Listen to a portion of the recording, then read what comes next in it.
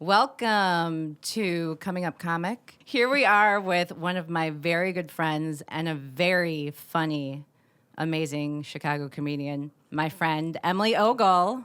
Bang, bang. What the hell's up? up, Kelly? Kelly McPickles is what we call her. Yep, McPick in the house.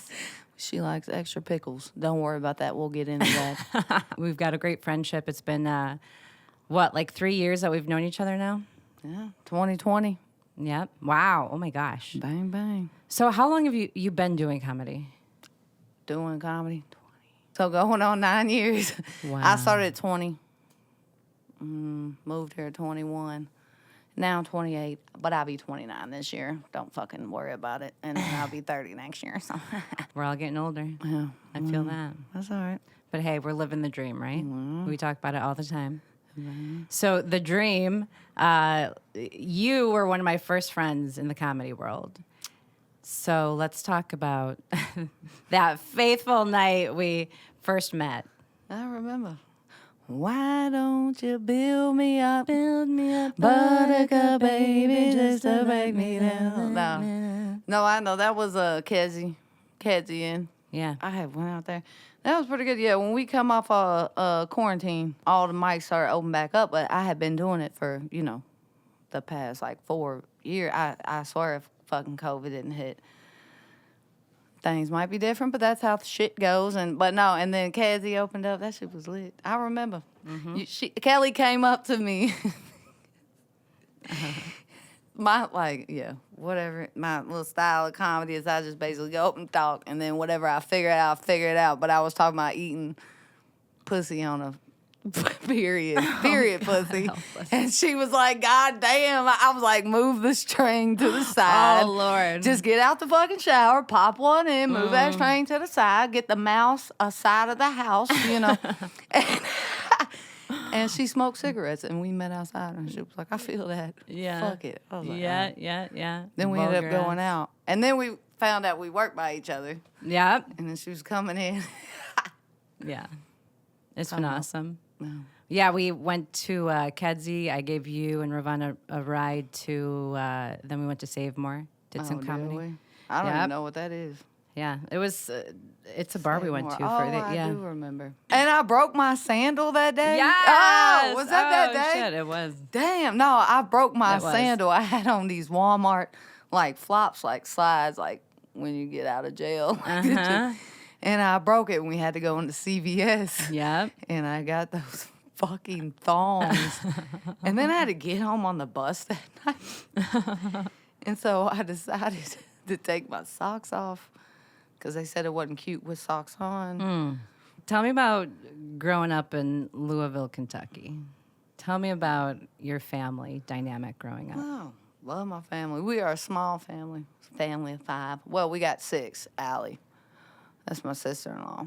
So her and my brother been together since 7th grade. But they're 33 now. Shit. So that's, she's always she did my hair for fucking 8th grade dance or whatever. But my mom, my mom's a microbiologist, just retired. She's a good fucking woman. Wow. People look at me, they don't think that's my mama. If you ever met her, you met her before? Yes. When she shows up, she's showing out, baby. Okay? Yeah. She is like a fucking God-sent woman. My dad is a grass cutter. Garbage man. Nah, he's cool as fuck. He's a good man. I got 2 older brothers, Thomas and Douglas. And I'm Emily's. Emilys. Mm-hmm. Nice. No, in the books.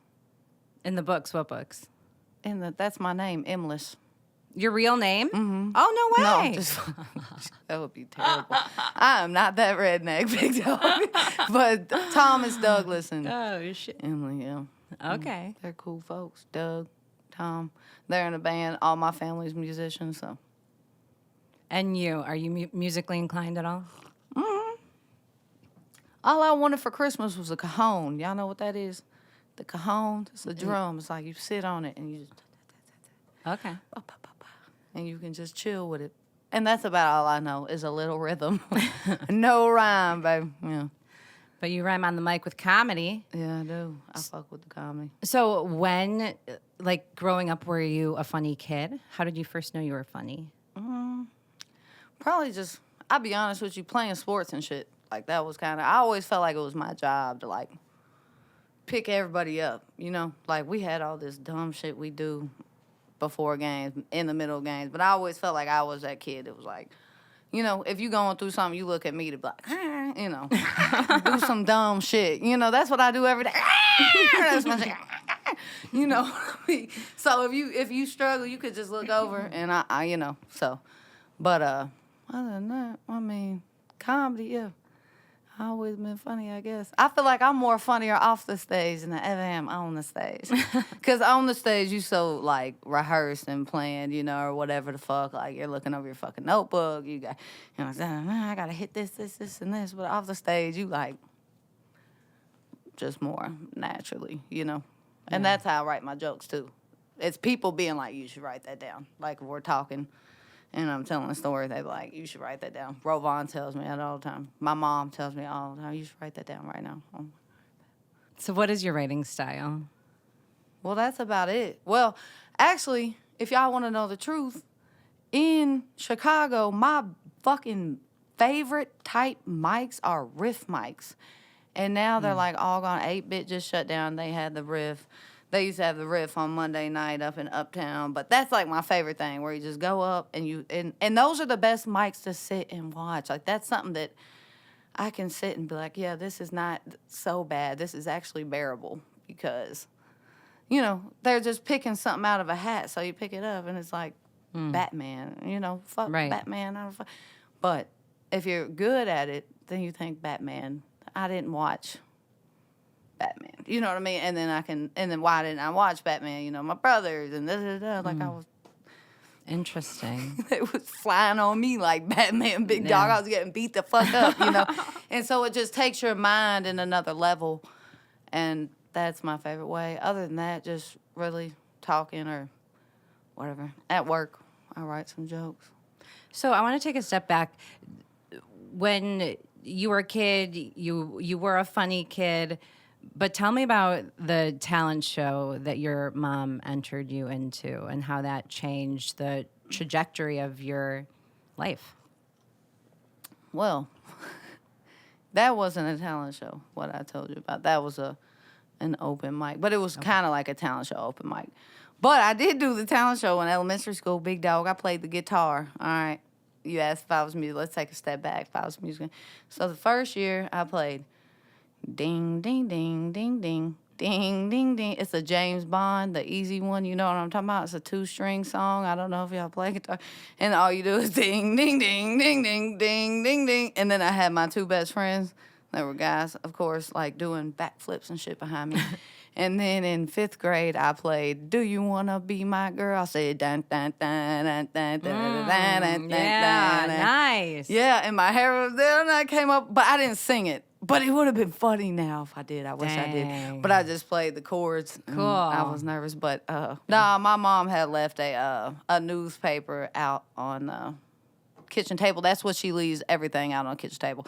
Coupons that are going to expire today. You know what I mean? Kohl's cash, shit like that. You know, that anything should, like, anybody wants your mail that's coming there because they've had the same house for fucking 32 years. You know what I mean? So, yeah, and I walked in and it was circled. It was for an open mic at the Comedy Caravan in Louisville, Kentucky. I think it was called Laughing Derby at that point, but and what you did was you paid $2 to perform, but you paid $1 to enter.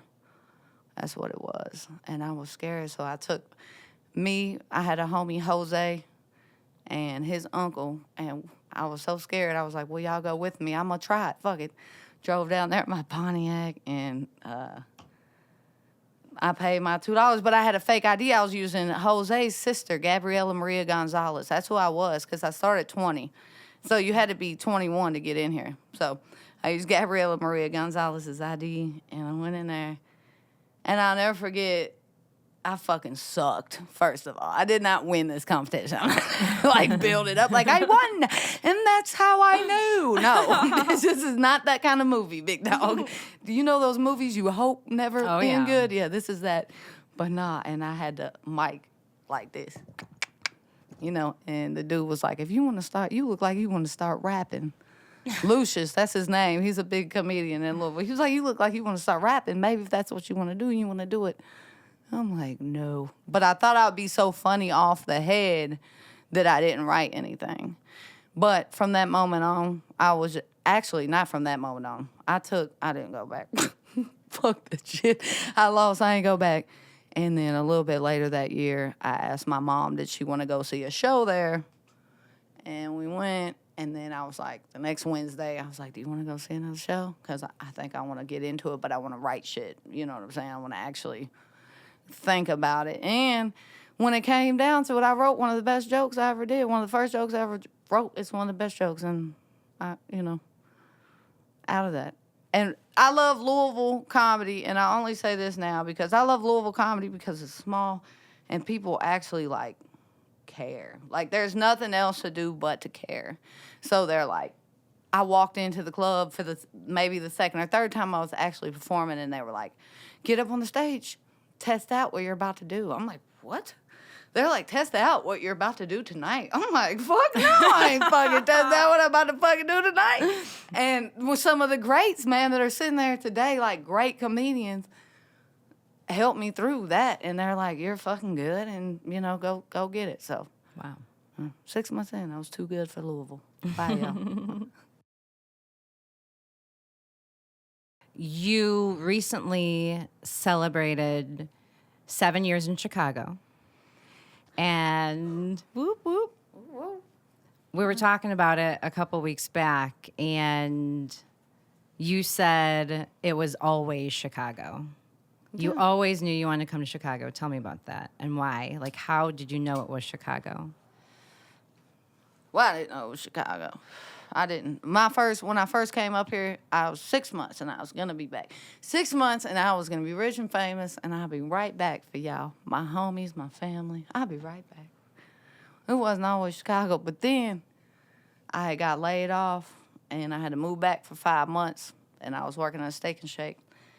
And I was like, God, I fucking miss Chicago. I got to go back. So I started some weed, got back, and it was Chicago ever since.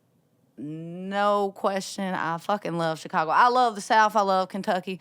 I love traveling, but I swear to God, ain't nothing like getting back and getting on a train, and then you get on, you're like, and you're like, what the fuck is that? Oh, it's a goddamn crackhead. I fucking love that.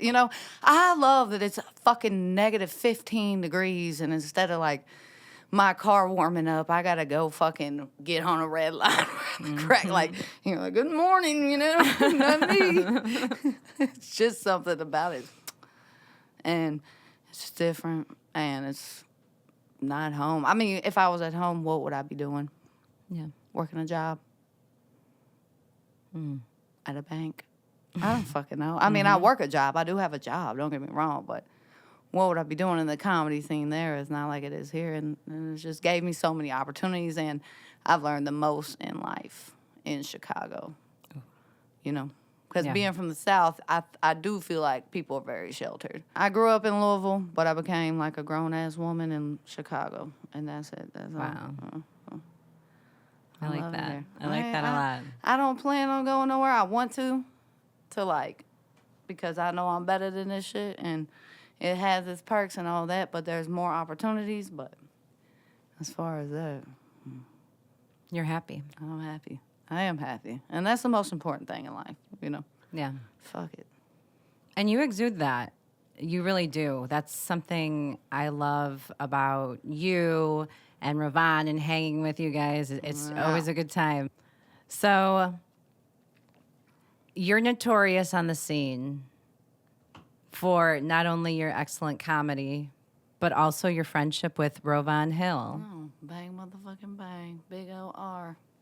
Tell me about I that don't know friendship. what that means. I don't know what big O-R means. Ravon Hill.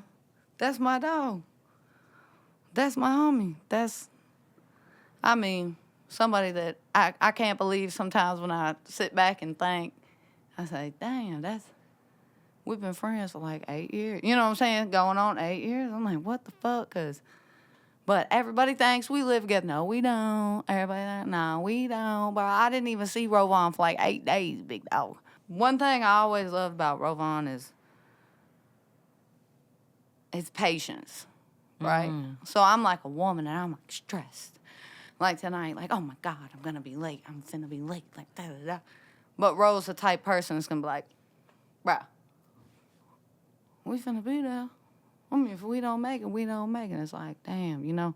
And we have missed planes and we have fucked up. But no, that's one thing that like being young and like and learning Chicago and shit. One thing is just like patience, and that's why I felt that was kind of straightforward and quick. But I get asked so many times about Rovon. I never really said that out loud. You know, like people ask in podcasts all the time about Rovon. So I love his patience. I love he's just like, girl, calm the fuck down. That's what he fucking says. And I'm like, all right, cool. We'll be there. I like that. It's a cool relationship you guys have. And yeah, Ravon's an awesome person. He's an awesome comedian. Yeah. He's generally like a good fucking guy. And a lot of people, and I'm not here to defend a motherfucker at all. I'm telling you right now, if there's something I felt, and I will say it or whatever, but a lot of people don't know Rovon. That's the problem, you know.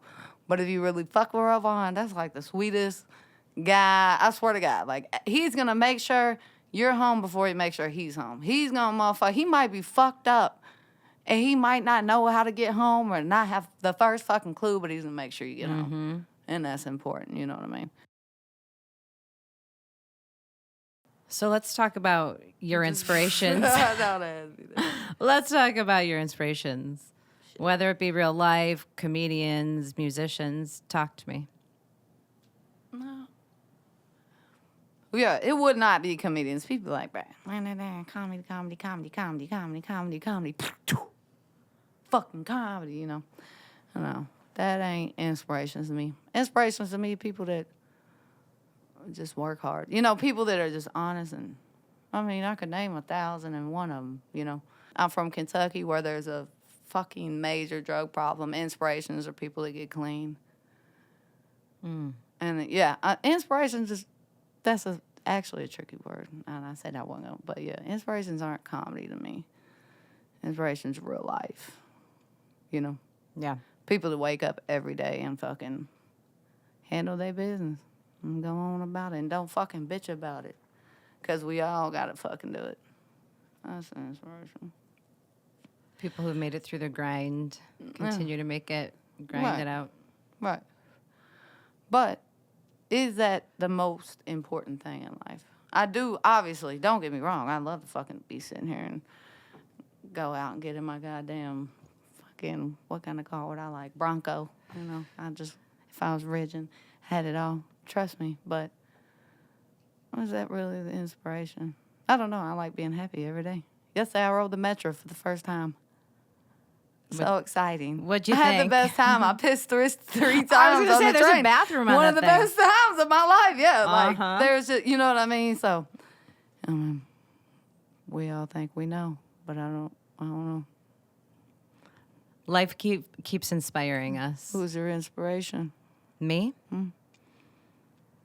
I'm inspired by working hard my whole career. Right. Like I've really worked in corporate Period. America for over 25 years now, and so I feel I have something to say, and I'm really focused on my goals because I've worked so hard to get here. Right. And I'm inspired by, same as you, you know, I lost somebody I really cared about to an overdose, and that's really been an inspiration to me to keep living the best life I can. It's like when bad things happen, you have a choice to either let it, you know, it can be your excuse to just go downhill if you let it, or you can use it to inspire you to do something great. And that's what I've tried to do. Well, it's a bad day, not a bad life. Yeah. And yeah, just waking up every day and putting in the work. Everybody has to fucking do it, bro. We're all fucking. In this society, yes, you do. Bang, motherfucking bang. But it's always pleasant seeing you downtown in the mornings and seeing like your crew and just laughing. I'm alive. Yeah, Yeah. hey, we're all on the same fucked up shit, okay? I remember I asked you once about your writing style, and you were like, you don't have to write when it's real life. So obviously your jokes are off the cuff. They're real life, real experiences. Tell me more about your inspiration and how that changes your jokes or transforms your style. Well, every time I tell them, it's real life. So every time I tell it, sometimes I recall another, thing that happened in that moment. But the thing is, I got to take it fresh to the board. I take it to the mic fresh. I love open mics. People don't fuck with mics once you're like, oh, booked and this and that. No, fuck that. You got to hit the mics. So I take it, and it sucks that I fucking bomb, okay? But you got to take it fresh. But then every time you tell it, something hits. And then you take it to a show. The thing about it is I know when something's funny. And that sounds cocky, but it's confidence, not cockiness. But I know when something's funny. But you just have to figure out exactly how to say it, and then you know it's going to work for a show. And if you know it's going to work for a show, it can always work for a show because shows are free. Applause is free. Laughs are free. Mics is where you're like, fuck. But that's my favorite way of comedy, and that's the only comedy that I do understand is real comedy. When jokes are set up so good and so nice, but they're written so smart, I don't understand. And I'm like a person that doesn't understand. So when it's over my head, think about how many people out here it's over their head. Right. You get what I'm saying? But that's why I can't really watch comedy because most of the jokes are set up over my head. And I'm like, is it my fucking turn yet? But like life, yeah, and real. And you never forget your jokes. You don't forget the setup. You don't forget the punch. You might forget those little heightenings in between, but you don't forget the story because it's real, know? Right. Like last night I did 20 minutes. I could fucking assure you I don't remember 20 minutes of it, but I killed because it was real, And even if I didn't hit those little heightenings in my head that I have worked around and did, it doesn't matter because it's real. I didn't have to remember it. How do you bomb when you have to remember a setup and a joke? And you can always go back to it. Right, yeah. You remember the main points that can get you through. Right. So what would you say to somebody who's thinking about doing comedy? Don't. We don't need no more motherfuckers out here. We tired. Go on TikTok. Do that shit.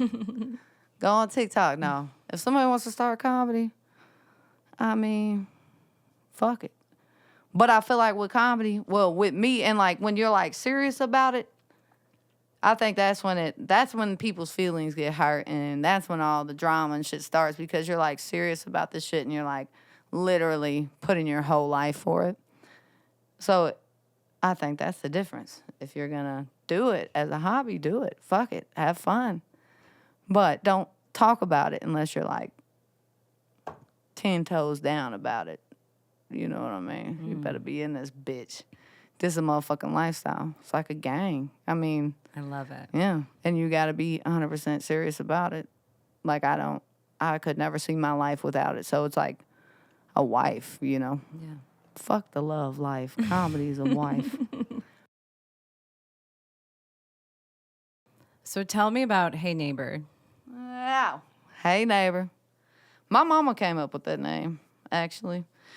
Hey Neighbor is our chicken business. Well, it's not just chicken. It's everything. It's anything that you need. If you need us, it doesn't have to be cooking. We'll fucking help you move a couch if you want to, It's all about community and shit. And just helping out. Me and Rovon always wanted to help out. We think about being like, what's it, big brother, big sisters and shit. But we're probably not the perfect candidates for that. But Hey Neighbor is just all about that. Yeah, we have $9 plates every Friday at Power Hour.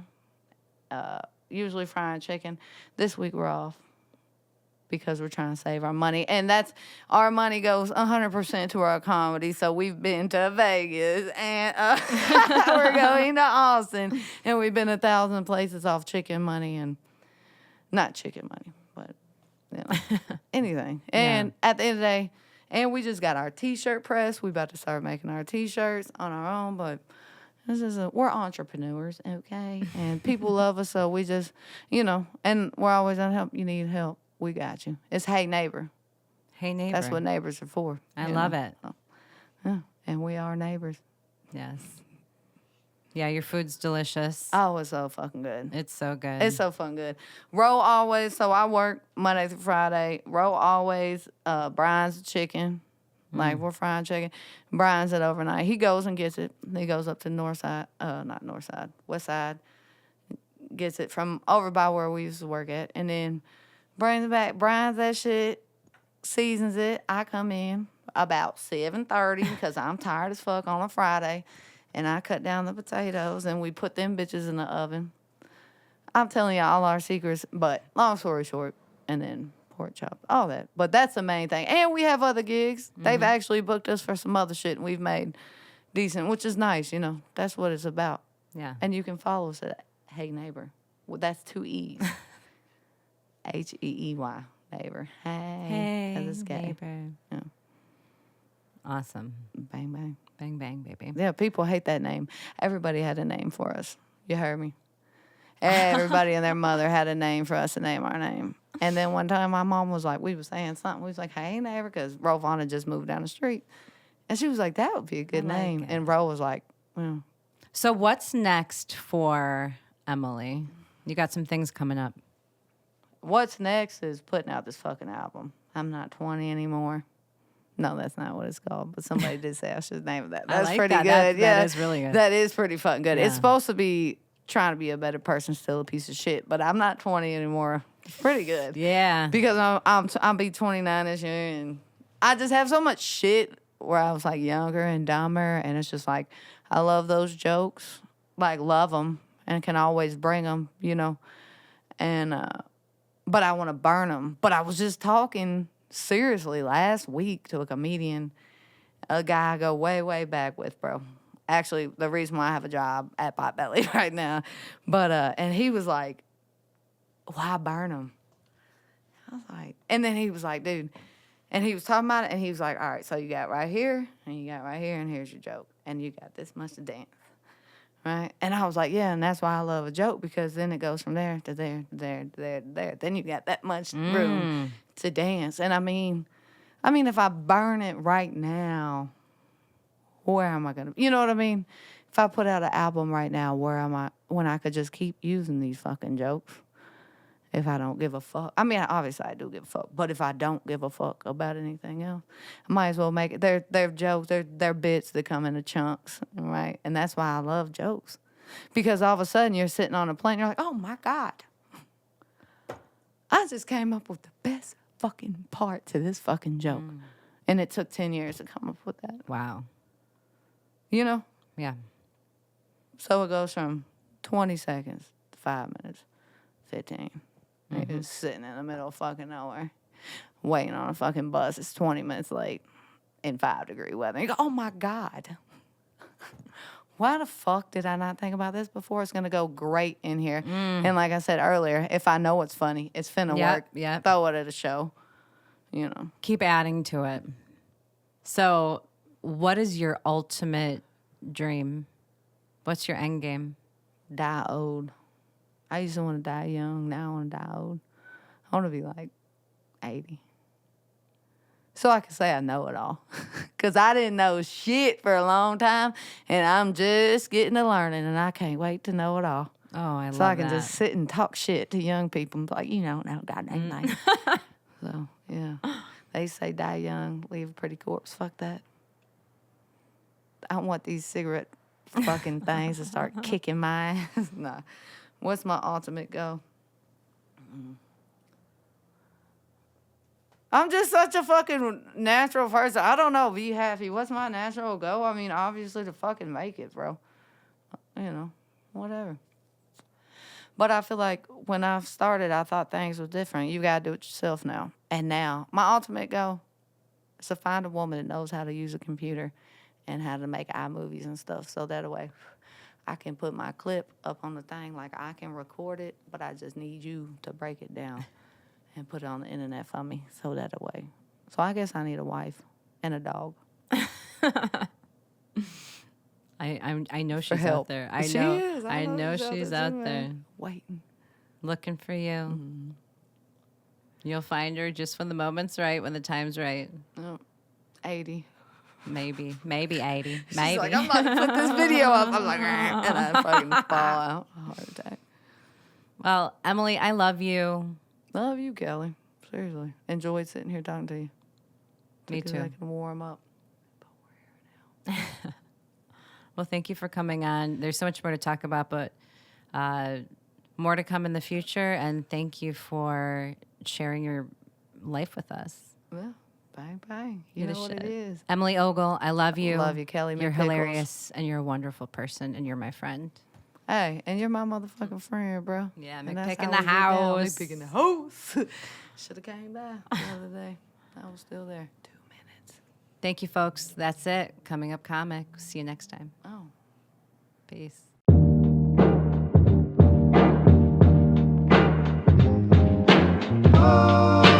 Just don't feel the same.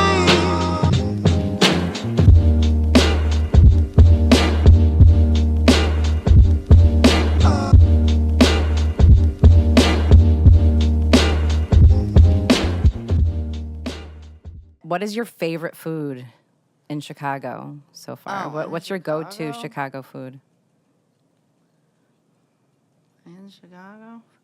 Well, considering I worked at Potbelly for 7 fucking years, and I was just saying, in Chicago, my go-to, there's a lot. I mean, obviously, there's a lot. I really don't eat out a lot. Like, I'm fucking broke. I'm a starving comedian, dude. Like, seriously. I'm a woman of myself, a single woman in a studio apartment with $1,200 a rent. You know what I mean? My go-to for me would be frying dumplings in my skillet with half water, half butter, and then once that water gets out, more butter, more butter, more butter. Dipping that shit in the goddamn sweet sauce.